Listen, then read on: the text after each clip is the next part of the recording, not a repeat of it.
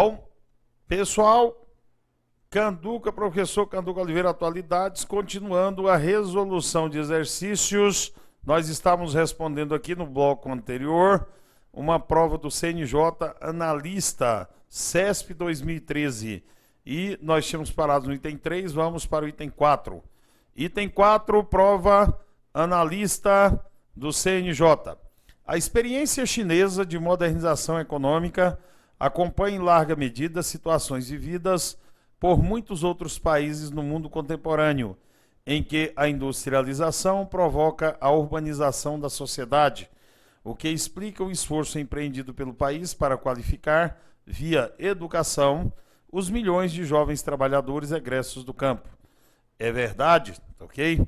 A China não só tem investido na educação urbana dos jovens que viviam na cidade, mas principalmente dos camponeses que estão se mudando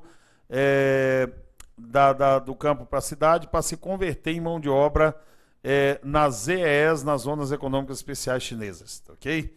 Número 5.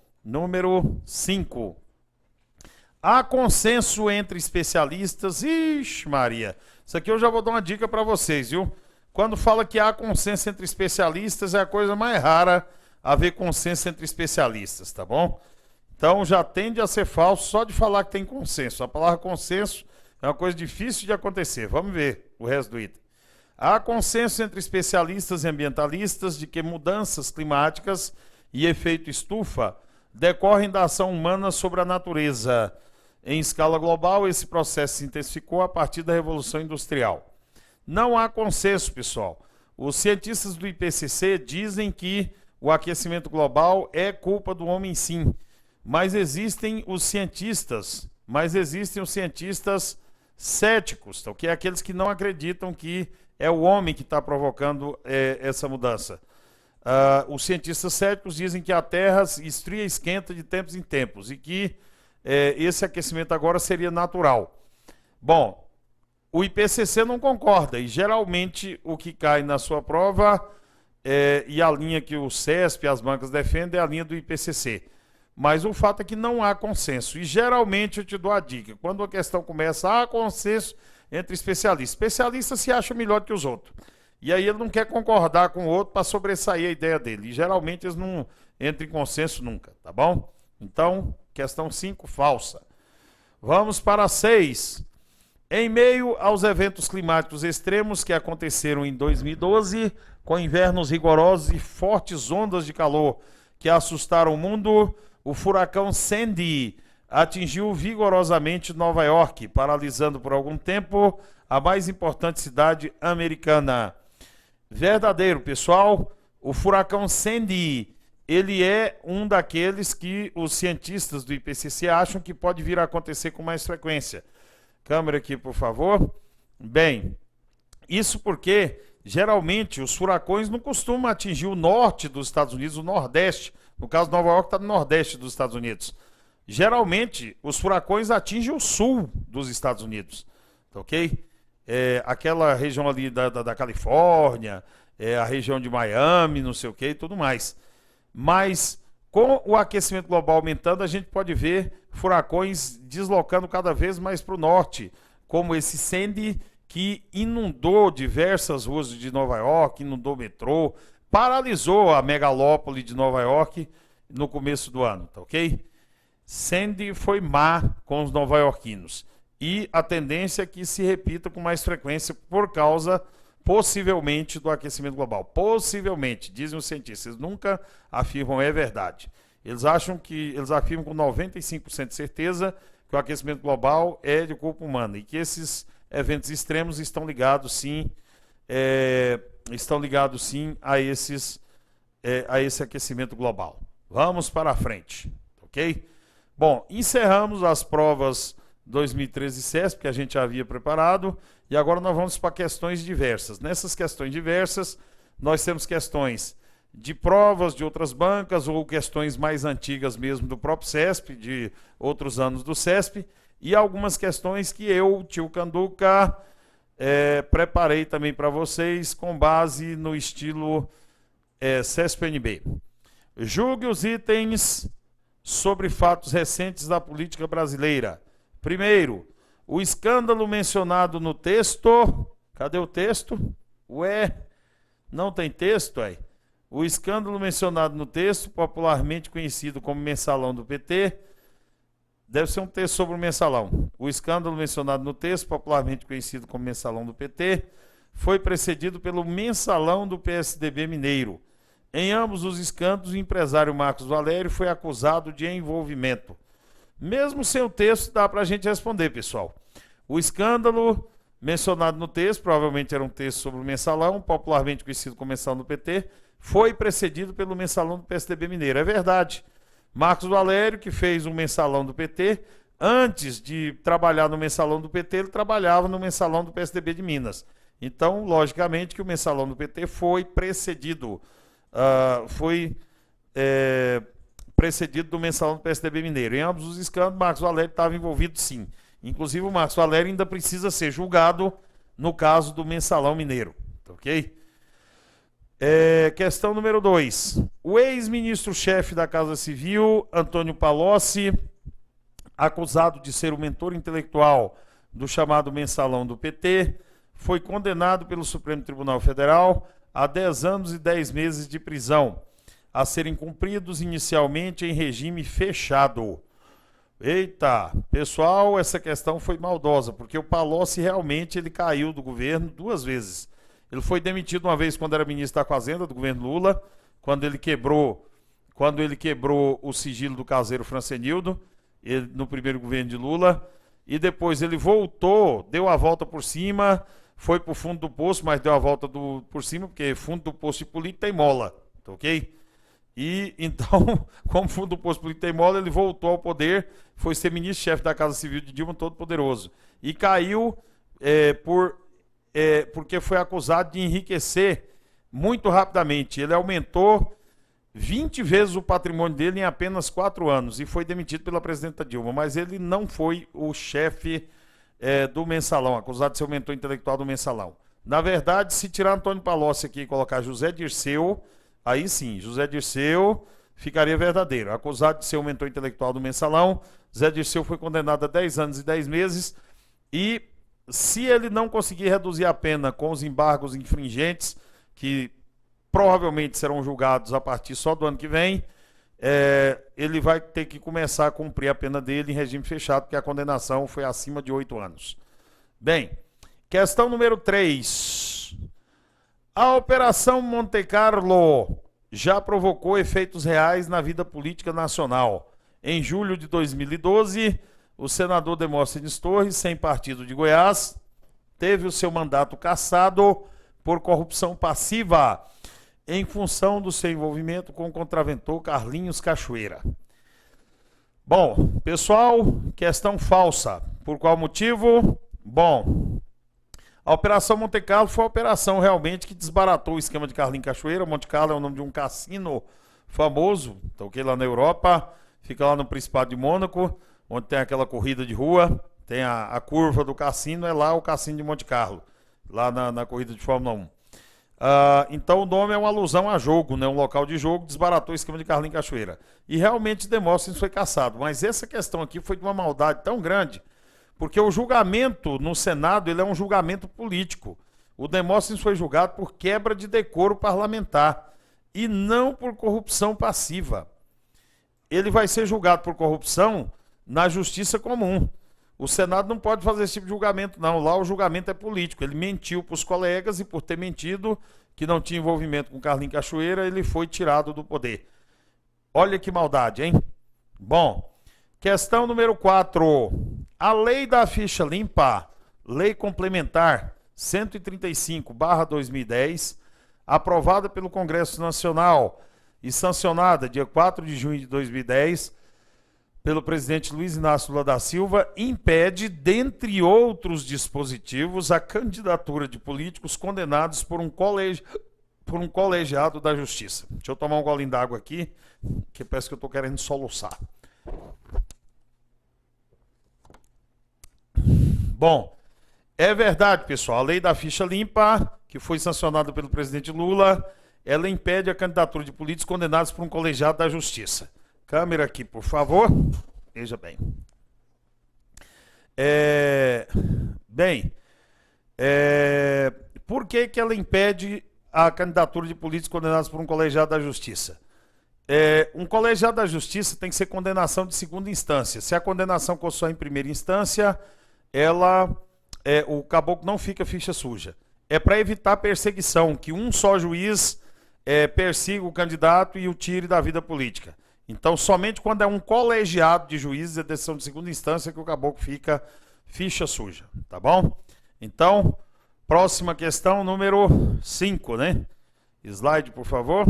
Veja lá. A Comissão da Verdade, instalada pela presidente Dilma Rousseff no início de 2012, pretende apurar as violações aos direitos civis ocorridos entre os anos de 1946 e 1988. E, ao final, punir os responsáveis por tais violações.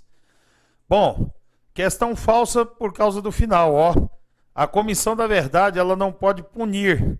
Ela quer apenas passar a história limpo, descobrir a verdade e, principalmente, encontrar os corpos dos desaparecidos políticos para devolver aos seus parentes.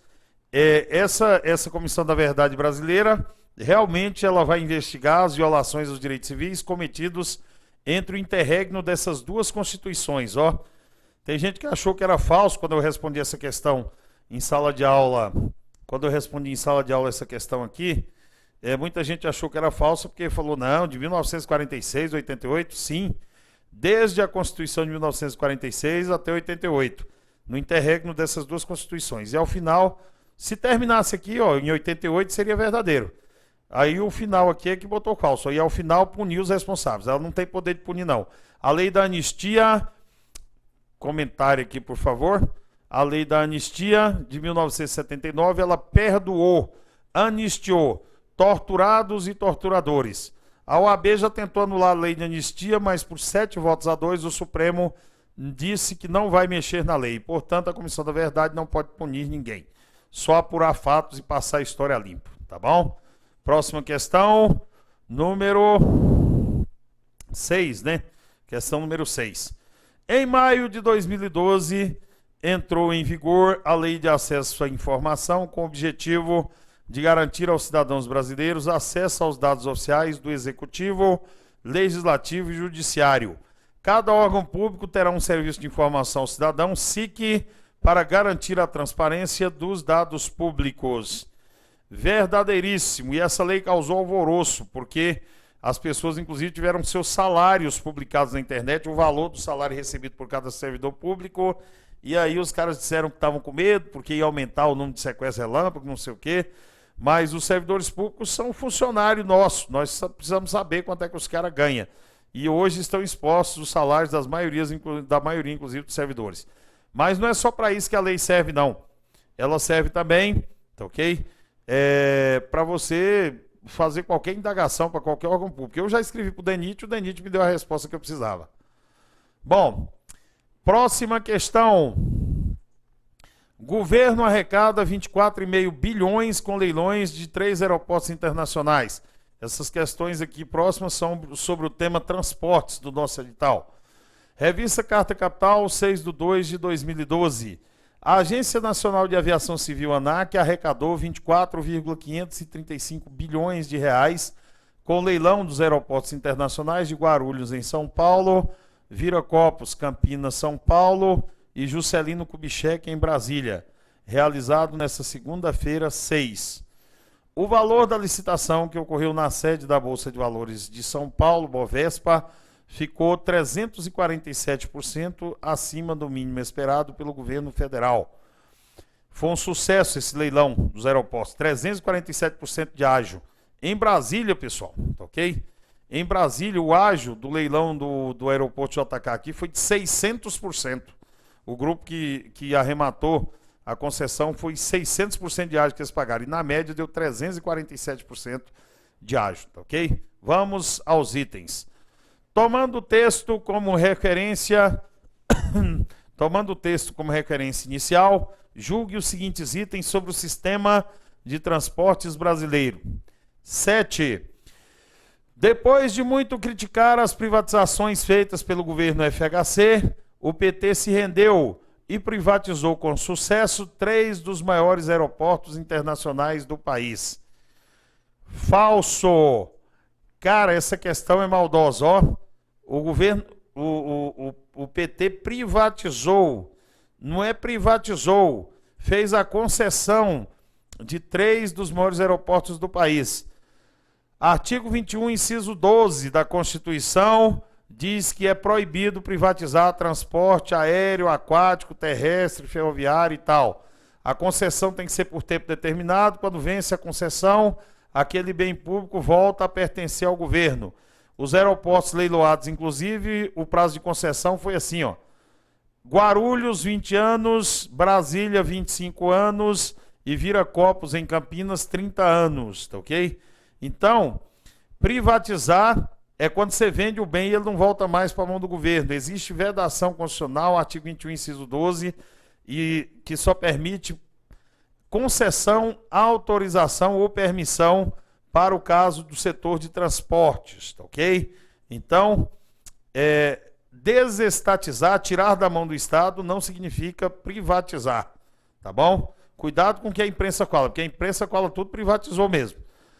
Questão número 8. Segundo especialistas do setor de transportes, os gargalos do setor logístico são um fator preponderante a ser levado em conta no cálculo do chamado custo Brasil. Verdadeiríssimo, os gargalos do setor logístico são a gente não ter estrada decente, ferrovia, porto, aeroporto, condições de armazenagem de grãos, de minérios nos portos, o que encarece o custo do frete, encarece, enfim, prejudica a concorrência. É um fator preponderante no custo Brasil, sim, a questão da logística. Tanto é que o governo vai investir 133 bilhões em estradas e ferrovias nos próximos 25 anos, principalmente através de concessões, parcerias público-privado, e 54 bilhões no setor de portos nos próximos 5 anos. Questão número 9. Dentre os países componentes do grupo BRICS, o Brasil é o que possui a maior rede ferroviária. Essa aqui, minha gente, sem comentário, né? Dentre os países do grupo BRICS, o Brasil é o que possui a maior rede ferroviária. Nossa rede ferroviária já foi muito maior, mas hoje ela está sucateada e o Brasil dos BRICS é o que tem a menor rede ferroviária. Nós só temos 27 mil quilômetros de malha ferroviária funcionando no Brasil. 27 mil quilômetros, o que é extremamente pouco para um país do nosso tamanho. A Argentina, nossa vizinha, tem 56. Os Estados Unidos têm 260 mil quilômetros, ok? Nós temos só 27. Bem, o Ministério dos Transportes, responsável pelas obras de mobilidade urbana da Copa do Mundo e de 2014 no Brasil, teve o seu ministro Alfredo Nascimento, do PR, Partido da República, derrubado na faxina ética empreendida pela presidenta Dilma Rousseff. Nossa, tio Canduca, como é que eu vou saber disso? Eu vou lembrar o nome do ministro, do ministério e tal, o Ministério dos Transportes, responsável pelas obras de mobilidade urbana? Opa, olha só que questão inteligente essa aqui, pessoal. Logo no começo da questão já dá para ver que ela é falsa. O Ministério dos Transportes não é responsável pela mobilidade urbana, tá ok? Quem é responsável pela mobilidade urbana é o Ministério das Cidades. O Ministério do Transporte é responsável por ferrovia e rodovia. É o Ministério das Cidades que é responsável pela mobilidade urbana. Veículo leve sobre trilho, metrô, corredores de ônibus, tá ok? E essas coisas todas é Ministério das Cidades. Eita, questãozinha maldosa e boa.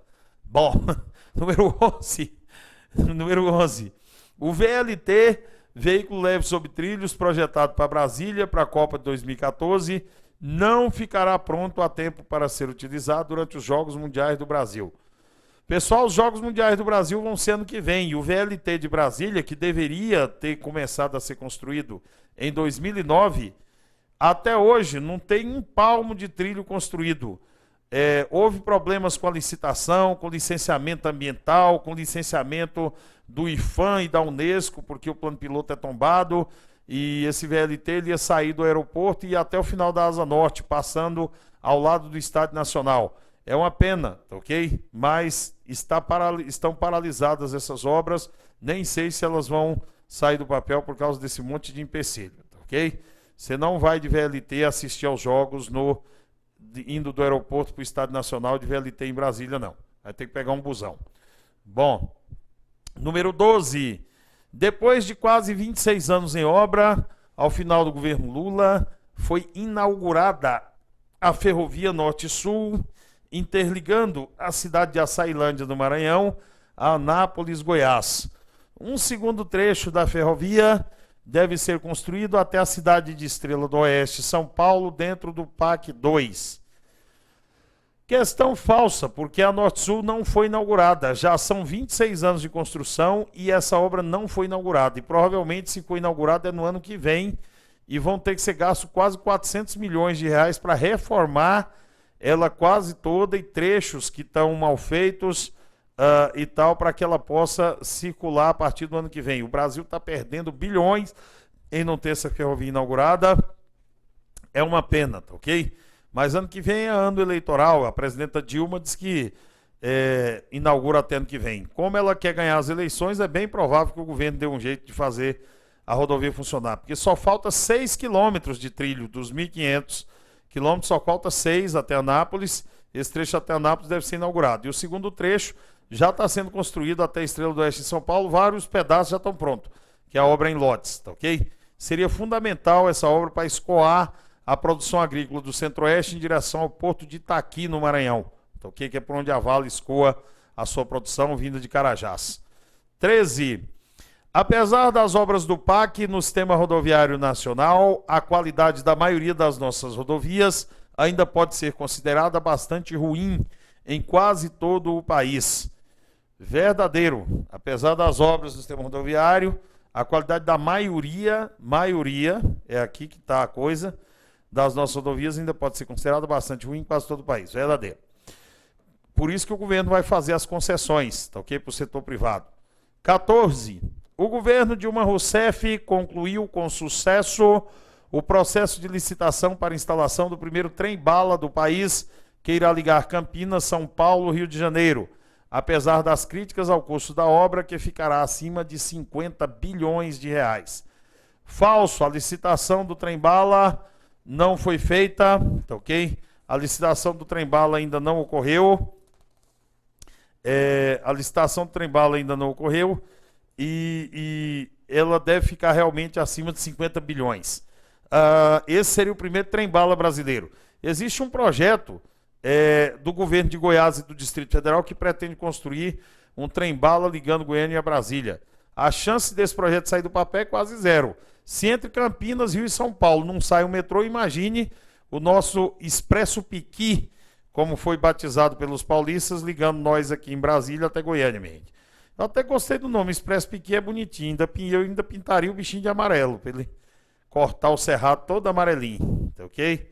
Então, veja bem. Sobre as mudanças ocorridas na sociedade brasileira nos últimos anos, julgue as afirmativas a seguir. Sobre as mudanças ocorridas na sociedade brasileira nos últimos anos, julgue as afirmativas a seguir. A população brasileira é atualmente bastante urbanizada, sendo que aproximadamente 84% de sua população encontra-se bem distribuída pelas cidades do país. Questão falsa, tá ok? Falsa. A população brasileira é atualmente bastante urbanizada, sim, sendo que aproximadamente 84% da sua população encontra-se bem distribuída. Bem distribuída não, 84% da população está na cidade, mas ela é concentrada no litoral. 70% da população brasileira mora na zona litorânea e somente a região sudeste tem 82 milhões de habitantes. 82 milhões, só no sudeste.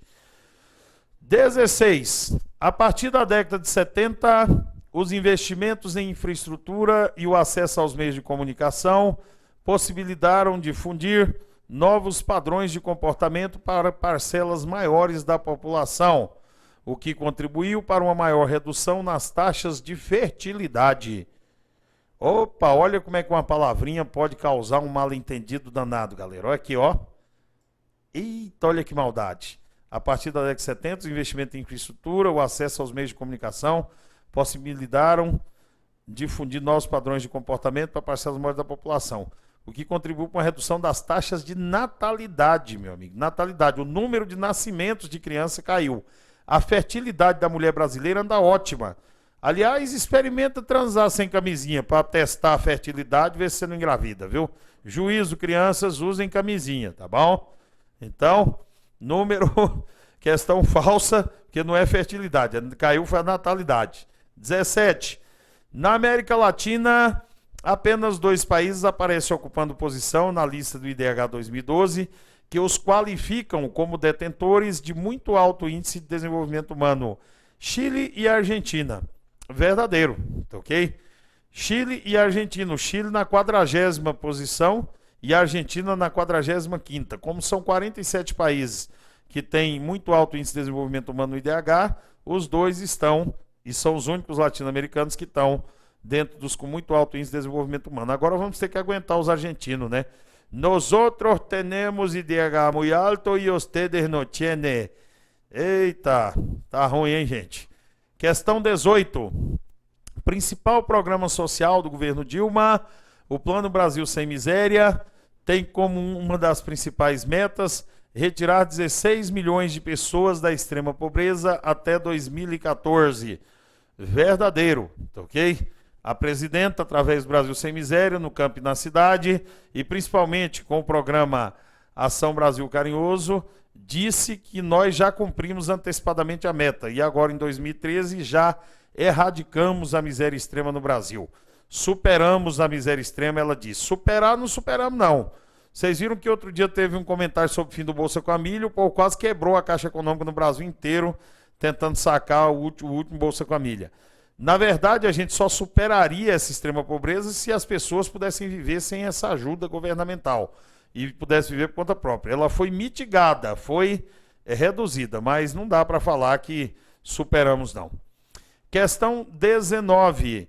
A Ação Brasil Carinhoso, que é parte integrante do programa Bolsa Família, pretende melhorar a qualidade de vida das pessoas idosas de baixa renda em todo o território nacional. Na verdade, o programa Brasil Carinhoso não foi criado para as pessoas de baixa renda, mas sim para erradicar a miséria extrema na primeira infância. O programa foi criado inicialmente para tirar da miséria extrema crianças de 0 a 6 anos. Posteriormente foi estendido até jovens de 15 anos e agora a todas as famílias beneficiárias do Bolsa Família. 20. Recentemente, a maneira de calcular o IDH sofreu reformulação, incluindo como avaliador dados econômicos como balança comercial e cotação do dólar. Falso, cotação do dólar não, e nem balança comercial. O que é avaliado no IDH é renda per capita, expectativa de vida, que é um indicador de saúde, e ainda a educação, os anos médios de escolaridade. Bom, vamos para o próximo tema. Economia internacional. FMI se fortalece com crise na Europa. Texto de Andrei Neto, Estado de São Paulo. Os tempos são outros para o Fundo Monetário Internacional, FMI. Primeiro, o Brasil, um devedor histórico, se tornou credor. Agora, Alemanha e França, que lideram a maior comunidade econômica do mundo e desde 1945 financiam o fundo, admitem que poderão precisar da ajuda externa para debelar a crise financeira que começou na Grécia e ameaça se alastrar pela União Europeia. Sobre a crise que assolou o mundo em 2008 e que ainda repercute na atualidade, julgue os itens.